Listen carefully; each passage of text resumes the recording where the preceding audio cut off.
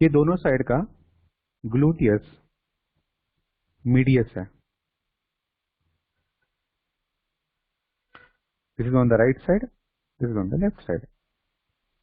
अभी जब ये राइट साइड का ग्लूटियस मीडियस कॉन्ट्रैक्ट होगा तो ये लेग जो है वो बाहर निकलेगा। लेफ्ट साइड का ग्लूटियस मीडियस कॉन्ट्रैक्ट होगा। अभी ये बुक में पढ़ के भी नहीं समझेगा, this is most difficult to understand. ये लेग बाहर निकलेगा। That is what we have understood till now. अभी लेट मी इरेज दिस।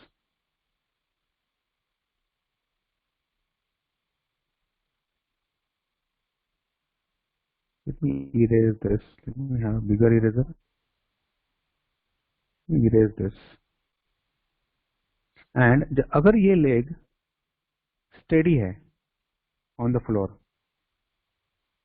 तो राइट साइड का लेग जो है वो जमीन पे टिका हुआ है और ये मसल कॉन्ट्रैक्ट होता है तो ये पेल्विस को क्या करेगा, ये साइड का पेल्विस ऊपर कर देगा। It is like a seesaw, it is like a seesaw. तो ये लेग अगर स्टेडी है, सो राइट लेग अगर स्टेडी है तो ये मसल अगर कॉन्ट्रैक्ट होता है तो लेफ्ट साइड का पेल्विस ऊपर जाएगा। मतलब क्या होगा, left leg will be elevated. क्या हो रहा है exactly, this is what is walking. जब भी तुम चलते हो, अगर राइट साइड का पैर जमीन पे रखते हो तो लेफ्ट साइड का पैर अपने आप ऊपर जाता है। क्यों? क्योंकि राइट साइड का पैर जब भी जमीन पे रखते हो तो राइट साइड का ग्लूटियस मीडियस कॉन्ट्रैक्ट होके लेफ्ट साइड का पेल्विस को ऊपर करेगा। See, muscle is there on the right side but working on the left side क्योंकि pelvis connected है sacrum के through. pelvis is connected through a sacrum. So ये normal walking phenomenon है। That is what is done by gluteus medius. Remember gluteus के muscles जो है standing के लिए, sitting के लिए, walking के लिए, they are very important. Let me repeat once again. This is most difficult.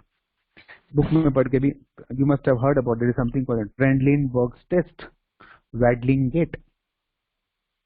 Let me come again. अगर हम लोग let me erase this completely, ठीक है। So let's draw, this is what is the right side pelvis, left side pelvis connected together through sacrum,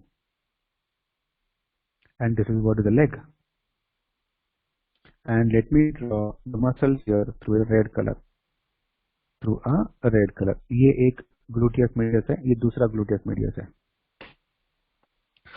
So ये gluteus medius, ये gluteus medius, this is on the right side, this is on the left side.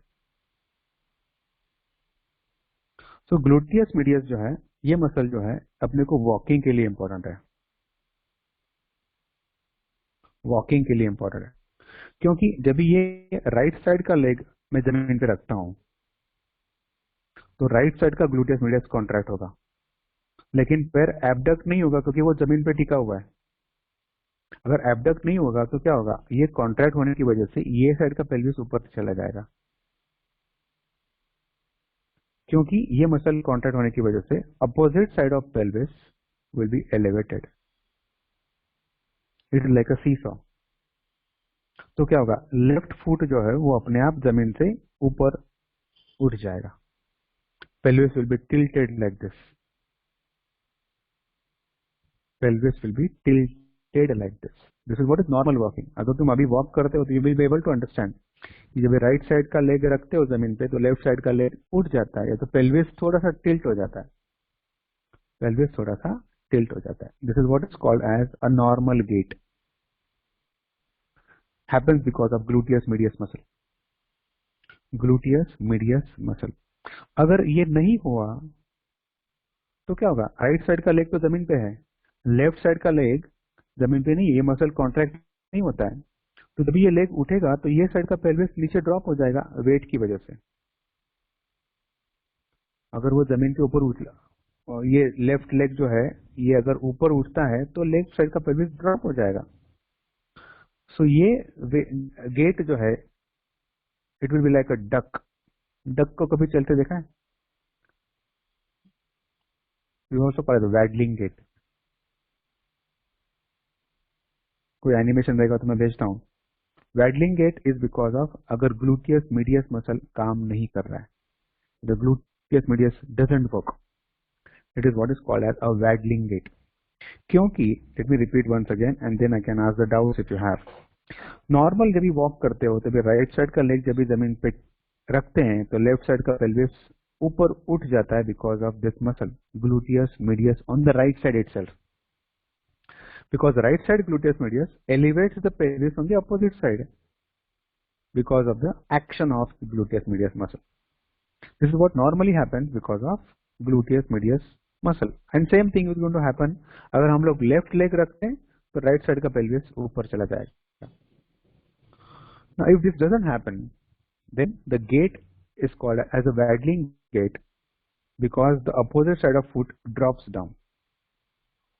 Opposite side में एक animation भेजूंगा तभी अभी इसमें तो नहीं है वो, लेकिन एक सेपरेट एनिमेशन है वैडलिंग गेट का. तो फिर you can also Google and find out what is waddling gait और उसमें एनिमेशन भी दिया रहेगा how exactly that waddling gait happens. Waddling gait is because of paralysis of gluteus medius muscle. Commonest cause is gluteal nerve getting injured. सबसे common cause है intramuscular. हम लोग कमर पे इंजेक्शन लगाते हैं ना, that can injure those nerves to produce a waggling gait. Produce a waggling gait. ये थोड़ा क्लियर हुआ? तो वापस एक बार रिपीट करो. समझा sir. So understood sir. Understood. एक एनिमेशन वो मैं ग्रुप पे भेजूंगा so we can understand. अगर हम लोग यहाँ पे भी देखते हैं तो ये